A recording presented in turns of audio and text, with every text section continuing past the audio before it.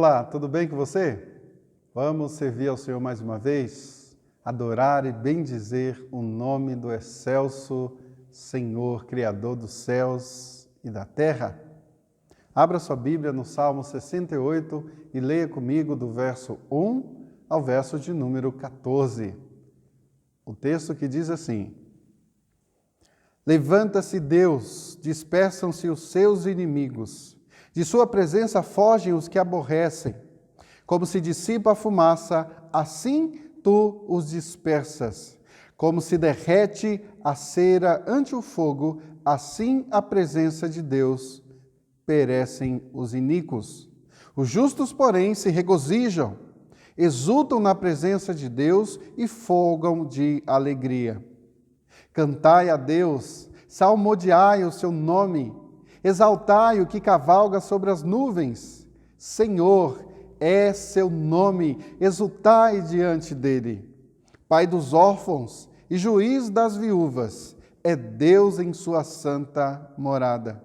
Deus faz que o solitário more em família, tira os cativos para prosperidades. Só os rebeldes habitam em terra estéril.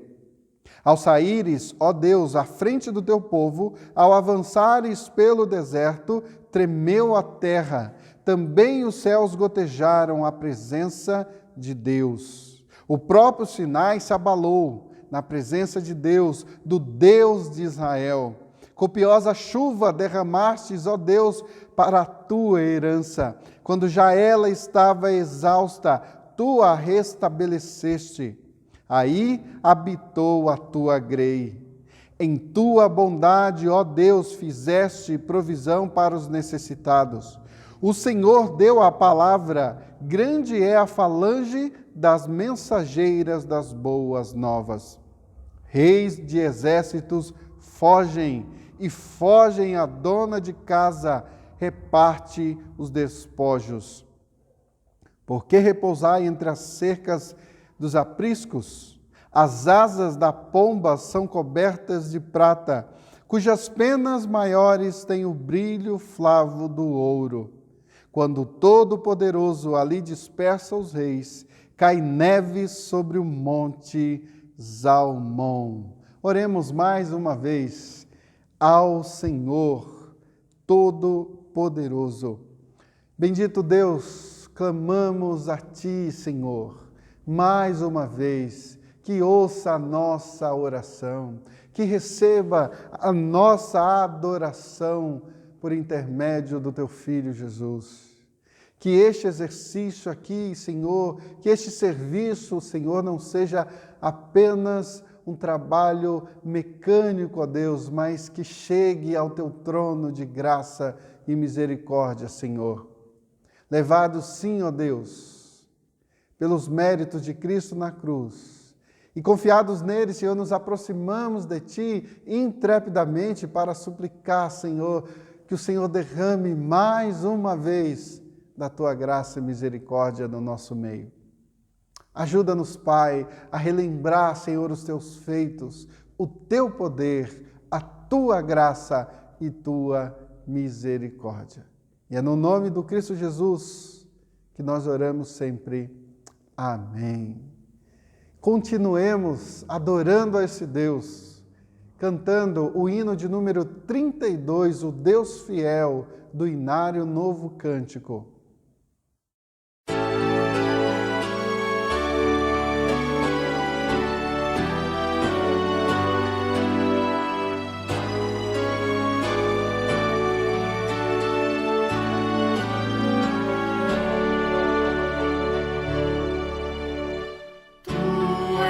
Fiel, Senhor, ó Pai Celeste, Teus filhos são.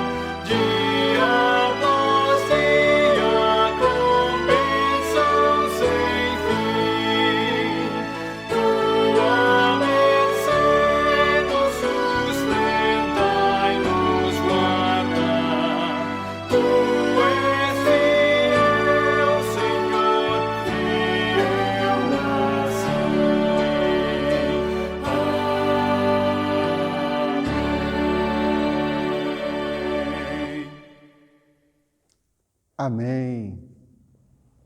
Oremos uma oração de gratidão com o nosso irmão Cauã.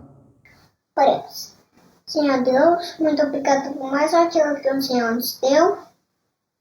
Jesus, cuide da minha irmã, cuide da minha mãe, cuide do meu pai, cuide de mim, cuide de toda a minha família, cuide da nossa igreja, em nome de Jesus, em nome do seu filho amado que nós oramos. Amém. Amém. Pause o seu vídeo nesse instante e alguém de sua casa faça uma oração de adoração ao nosso Deus. E após essa oração, oremos com o nosso irmão Leonardo Vasconcelos.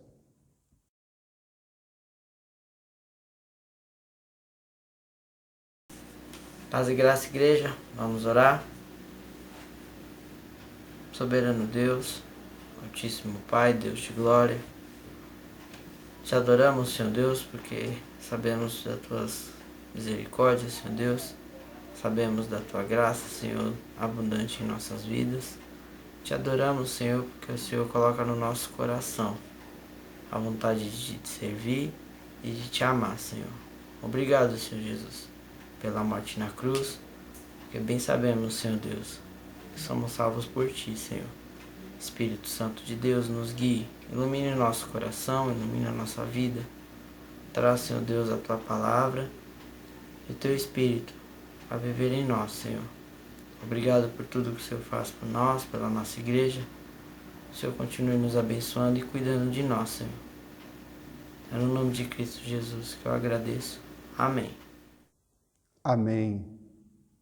Abra sua Bíblia no Salmo 129. Salmo 129.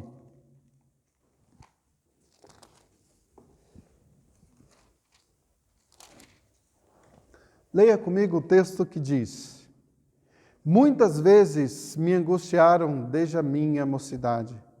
Israel que o diga, desde a minha mocidade me angustiaram. Todavia não prevaleceram contra mim. Sobre o meu dorso lavraram os aradores, nele abriram longos sulcos. Mas o Senhor é justo. Cortou as cordas dos ímpios. Sejam envergonhados e repelidos todos os que aborrecem a Sião. Sejam como a erva dos telhados, que seca antes de florescer, com a qual não enche a mão o ceifeiro, nem os braços o que ata os feixes. E também os que passam não dizem: a bênção do Senhor seja convosco. Nós vos abençoamos em o nome do Senhor. Oremos mais uma vez. Pai, bendito em nome de Jesus, que suplicamos mais uma vez, que o Senhor nos ilumine nesse instante, a fim de aprender da Tua palavra, absolvê-la, Senhor, e colocá-la em prática o quanto antes.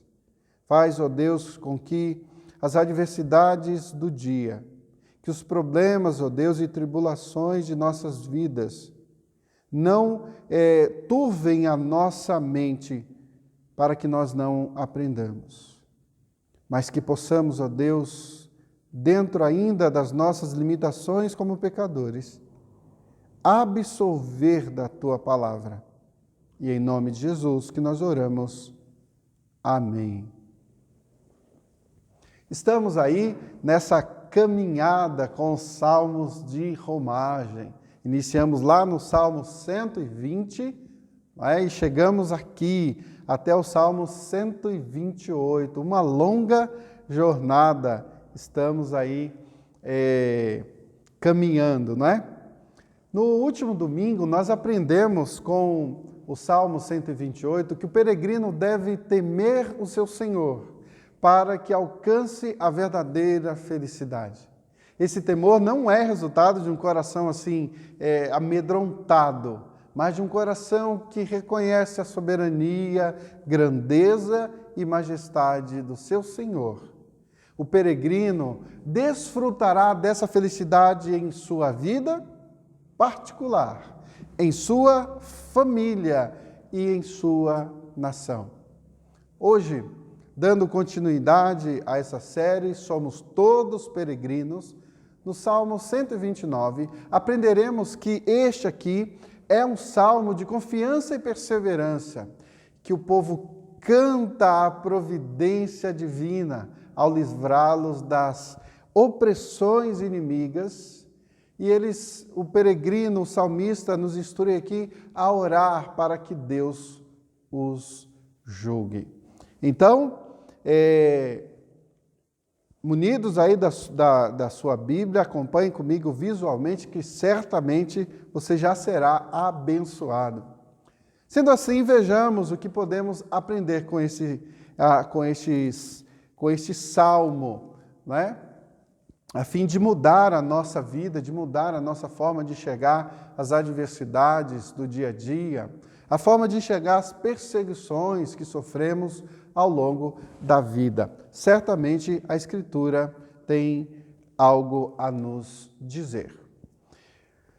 O Salmo é dividido em duas partes, do verso 1 ao verso 4 e do verso 5 ao verso de número 8. E nessa primeira parte aqui nós vamos aprender que o peregrino persevera mesmo em meio à opressão. Eu e você, nós, à luz do que o Salmo 119 nos ensina, devemos entender que a perseverança em meio à opressão é uma deliciosa obrigação do servo de Deus. O Salmo aqui usa uma metáfora de Israel como sendo um homem que sofre, e este sofrimento ilustra bem a mensagem de dor física e emocional que Israel sofreu desde o Egito. Você consegue ver aqui, ele utiliza essa metáfora, né, como se Israel fosse um homem. Essa é mais um recurso que é utilizado aqui para nos ensinar algumas verdades. Embora que aqui é bem provável que este salmo tenha sido escrito numa ocasião em que a Igreja de Deus, reduzida a um estado de angústia e de extrema dor, né, ou desfalecida em face de um grande perigo, ou ainda oprimida com tirania, se via à beira da destruição completa, à beira da destruição total. O mestre Calvino vai nos ensinar que essa dor e sofrimento era de forma intensa. E nós vamos ver aí como isso se deu. A primeira expressão que nós encontramos aqui, muitas vezes me angustiaram, desde a minha mocidade. Preste bem atenção aí no versículo de número 1. Muitas vezes me angustiaram desde a minha mocidade. Israel, que o diga. E nós vamos ver aqui nesse primeiro versículo, né, que ele deixa claro que esse sofrimento é antigo e constante.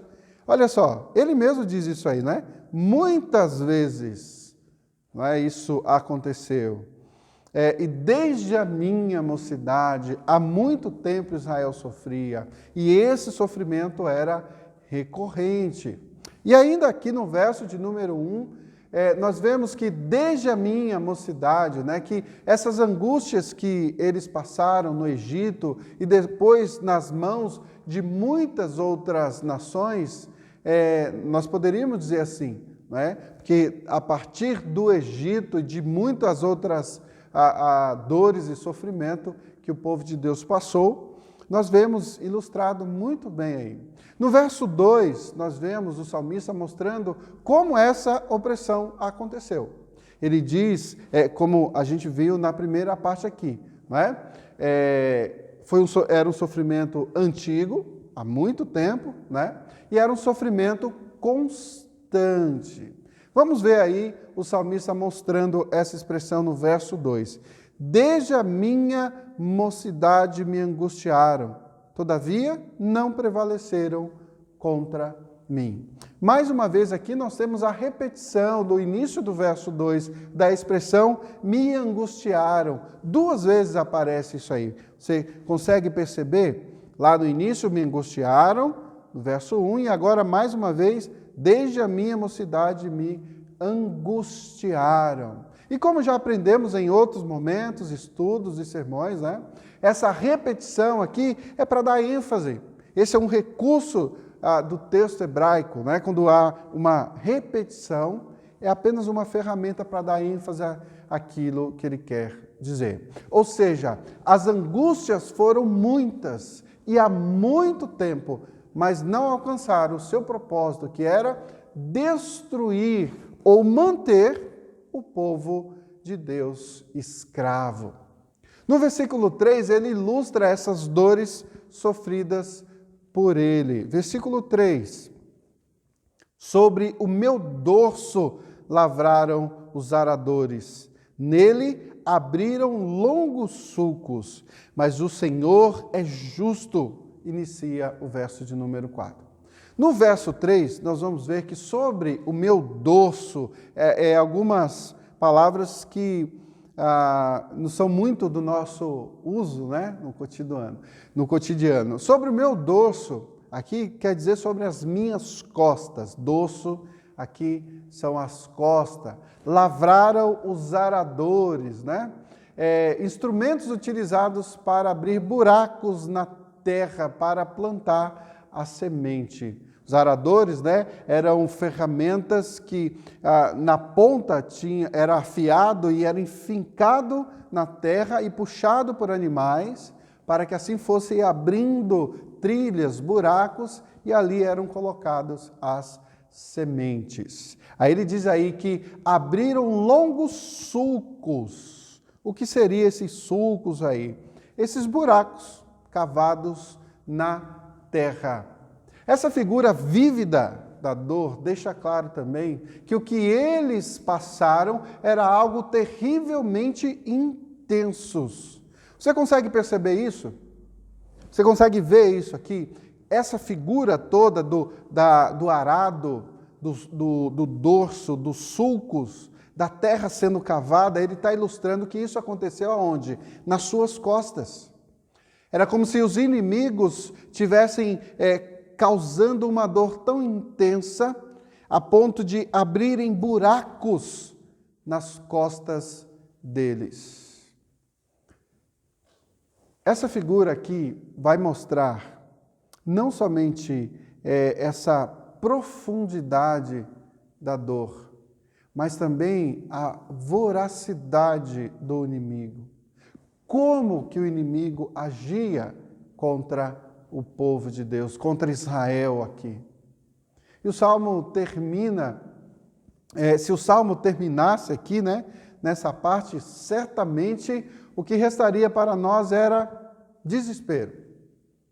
E esse desespero seria, assim, o nosso companheiro durante muito tempo. Mas o verso número 4 ilumina a esperança do peregrino. Você consegue entender isso? Ele diz que a dor e o sofrimento é presente, ele diz como isso aconteceu, o tempo em que isso aconteceu, e agora termina aqui no verso 3 dizendo que buracos eram abertos nas suas costas e isso lhe causava uma dor tremenda.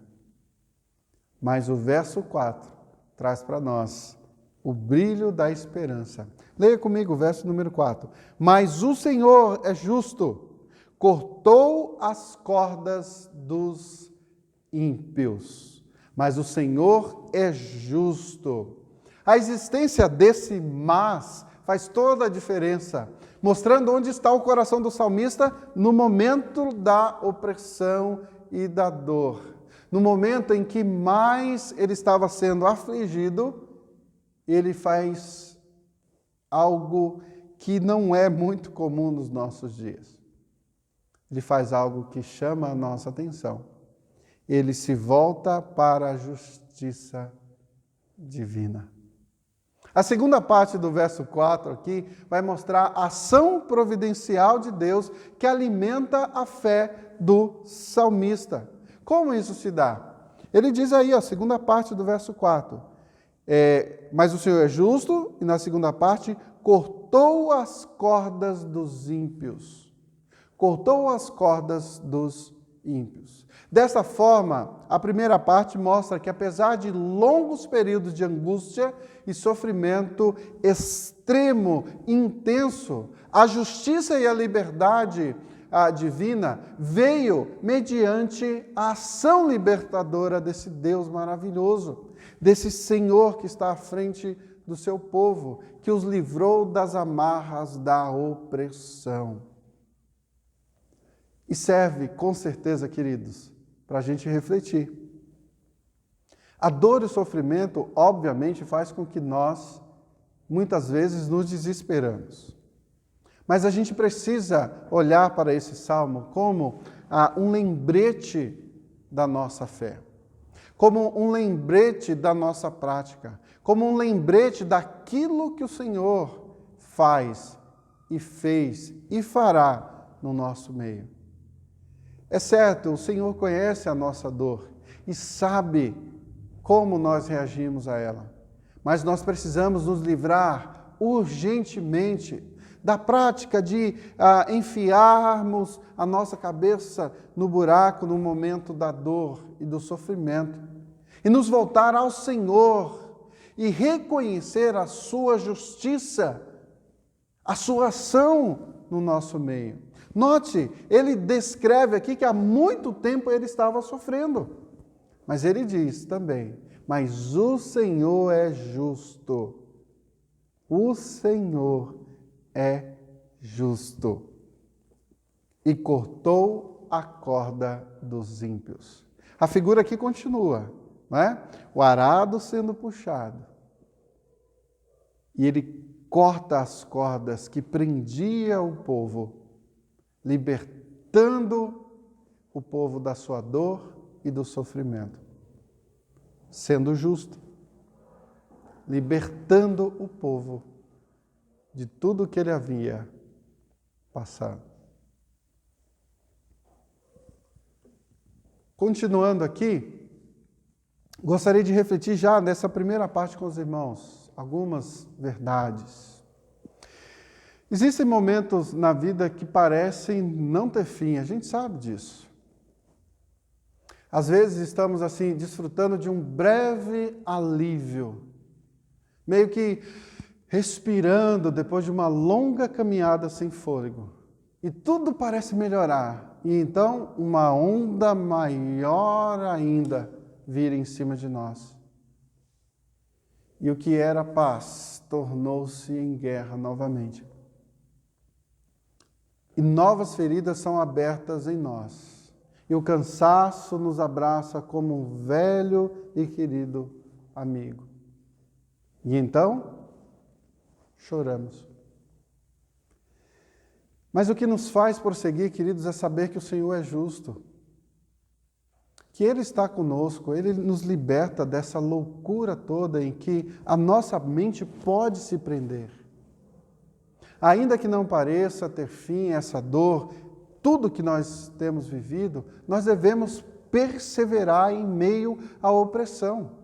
Quer seja a opressão vinda do mundo, quer seja a opressão vinda da carne que grita ansiosamente por satisfação, quer seja da luta espiritual, da batalha espiritual que vivemos contra Satanás e seu exército, nós precisamos permanecer firmes no Senhor e perseverar em meio à opressão.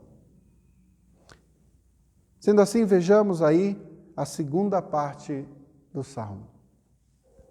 Relembrando, vimos até aqui, em primeiro lugar, o peregrino persevera mesmo em meio à opressão.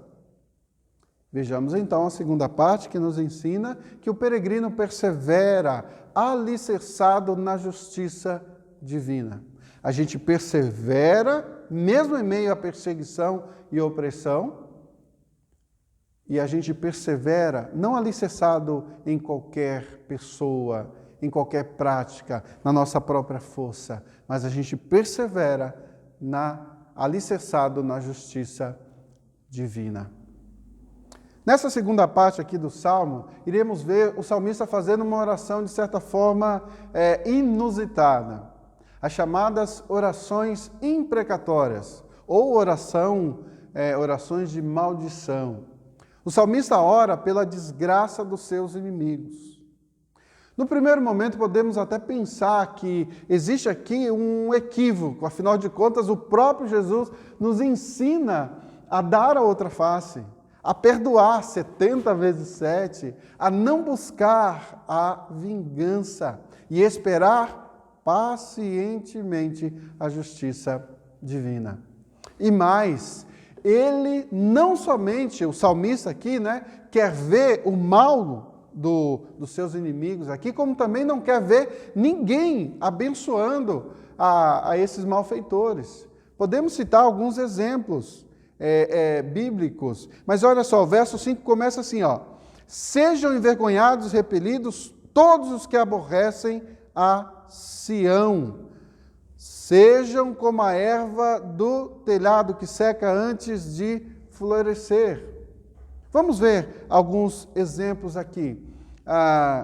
Nós podemos olhar para toda a Escritura e perceber essas orações imprecatórias, essas orações de maldição. O verso de número 10, o Salmo de número 10, o Salmo de número 83 e o Salmo de número 94. Nós podemos ver ainda lá no início Moisés contra Faraó, em Êxodo capítulo 9. Podemos ver ainda Samuel contra Saul, no primeiro livro de Samuel, lá no capítulo 13, verso 13, e depois no capítulo 15 também, o versículo 28. Nós podemos ver ainda Elias e Miqueias orando contra Acabe, lá no primeiro livro dos Reis, capítulo 21, do verso 17 ao verso 24. Podemos ver também do verso 22, do capítulo 22, verso 19 até o versículo 23. Podemos ver também Amós orando contra o próprio povo, o próprio Israel, lá no livro do profeta Amós, capítulo 9, verso de 9 a 10. O próprio Jesus amaldiçoou os fariseus em Mateus 23. Paulo amaldiçoou a dupla, Himeneu e Alexandre, na primeira de Timóteo, capítulo 1. Depois, na segunda de Timóteo, capítulo 4, verso 14. E lá no último livro da Bíblia, Apocalipse, capítulo 6, versos de 9 a 11, nós temos ali os próprios santos no céu, orando, amaldiçoando os seus inimigos. Se essas coisas são verdadeiras, como ler este salmo e ser coerente com o ensino bíblico? Bem, vejamos aqui o que podemos aprender com essas orações. Só gostaria de lembrar aos irmãos e reforçar que este não é um assunto simples para a gente ilustrar em apenas alguns poucos minutos. Mas eu queria aqui direcionar os irmãos para que a gente possa ver em outros momentos um pouco mais sobre essas orações imprecatórias, Em primeiro lugar, a gente pode dizer que o pedido foca na aplicação da justiça divina, não em desejos egoístas de vingança, como a gente vê por aí, alguns hilários pregadores da atualidade dizendo não toque no ungido de Deus, e amaldiçoam essas pessoas, apenas por vingança. Não, esse não é o foco do que o texto nos ensina. Perceba no verso 5, os que aborrecem a Sião, os que odeiam a Sião. A palavra aqui, aborrece, também pode ser traduzida por odiar a Sião. Ou seja, eles que odeiam o povo de Deus, odeiam o Deus do seu povo. Essas pessoas deveriam sofrer a ação reparadora vinda da parte de Deus, não é uma busca desenfreada por vingança própria, né?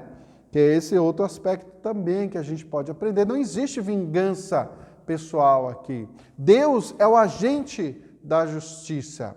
Não devemos orar dessa forma só porque uma pessoa não gosta da gente ou porque a gente não vai com a cara da pessoa. Não se engane.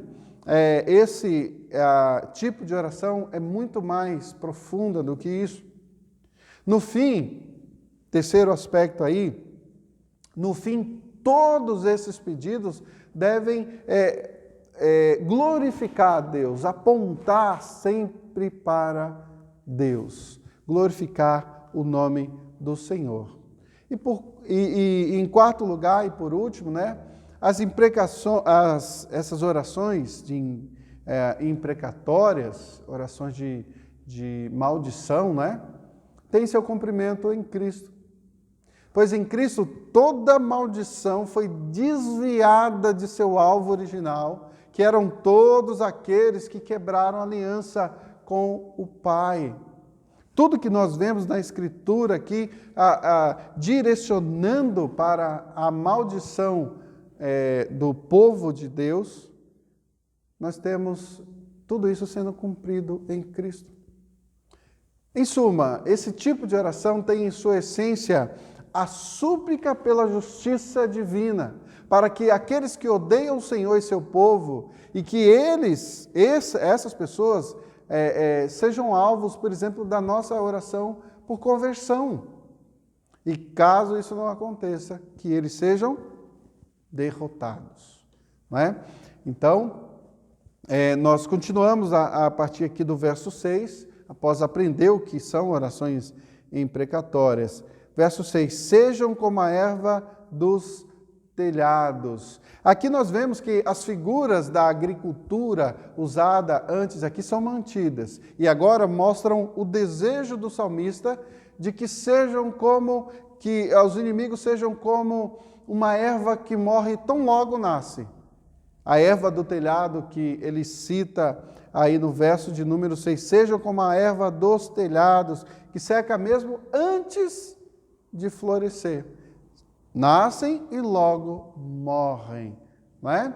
E que não são suficientes para encher uma mão daqueles que vão colher essas ervas, porque elas são poucas, elas nascem e já morrem, não servem para nada. O Salmo termina aqui com o verso 8, deixando claro que nem a bênção dos que eles iam passando, eles deveriam receber. Olha aí o verso de número 8. E também os que passam não dizem, a bênção do Senhor seja convosco, nós vos abençoamos em nome do Senhor. Nem isso deveria ser direcionado a esses inimigos. O fim deles é a vergonha, a perda e o desprezo de todos. Podemos aprender ainda que neste salmo mostra uma realidade vívida, uma realidade vivida pelo Cristo. Sabe como? Cristo sofreu literalmente todas as dores descritas aqui no Salmo. Ele mesmo teve as suas costas sulcadas, cavadas pelas lanças dos soldados, que lhe faziam de toda humilhação. Em Cristo podemos nos regozijar, pois nele foi satisfeita toda a justiça divina. Homem de dor e que sabe o que é padecer. E ele mesmo trará a vingança no dia do seu retorno. Ele mesmo trará a plena restauração e libertação do seu povo. O ato de Cristo nos anima a perseverarmos em meio à opressão. O que Cristo fez na cruz nos anima a entender que não foi algo vão. Meu irmão, não viva uma vida de desespero, mas viva uma vida de expressão de louvor a Deus. Derrame diante dele toda a sua dor, toda a sua súplica, como a gente viu aqui no Salmo 129. Muitas vezes me angustiaram, desde a minha mocidade. O sofrimento era intenso, era antigo, mas ele tinha no Senhor a sua salvação, a sua libertação. Ele cortou as cordas, as amarras do pecado na minha e na sua vida. Louvemos e adoremos esse Deus maravilhoso. Louvemos e bendizemos a esse Jesus maravilhoso que nos ama com um amor incompreensível, um amor incondicional. Então levante-se e louve a esse Deus maravilhoso. Termino por aqui, queridos, relembrando que o peregrino canta a providência divina ao livrá-los da opressão inimiga e ora para que Deus julgue os seus inimigos. Devemos perseverar em dias de dor e sofrimento, sim, em dias terríveis, perseveremos, pois Deus é justo e aplicará a sua justiça, libertando o seu povo no devido tempo. Já fez isso na cruz do Calvário e completará o seu plano em breve, quando trouxer novamente o seu Filho Jesus. E agora, não mais como sofredor, não mais como ovelha muda que é levado perante os seus algozes, mas sim o Rei soberano. Então louve e bendiga o Senhor que removeu o arado da perdição eterna da sua vida. Adore o Senhor que não permite que o seu povo seja vencido completamente. Não alimente vingança, mas dê lugar à ira de Deus. Reflita sobre o fato de que no tempo certo o Senhor fará justiça plena. Ore ao Senhor pela vida dos que não o conhecem, para que sejam convertidos, lembrando que assim nós éramos também, perdidos na escuridão do pecado. E hoje, pela graça divina apenas, caminhamos o caminho da luz. Somos todos peregrinos e estamos caminhando para Canaã celestial. Que Deus assim nos abençoe. Oremos mais uma vez. Pai bendito, é no nome do Cristo Jesus que, agradecidos, ó Deus, pela lembrança que o Salmo nos traz, da Tua justiça, da Tua libertação, que nós nos achegamos a Ti, Senhor, para agradecer, para bendizer o Teu nome, para, Senhor, certos da Tua graça derramada em nossas vidas, levantar as nossas cabeças e continuar a caminhada, uma longa jornada até aquele dia. E é no nome de Jesus que nós oramos, somente. Amém. Que a graça do Senhor Jesus Cristo, o amor de Deus o Pai e a comunhão do Espírito Santo seja com todos vós, hoje e para todos sempre. Amém.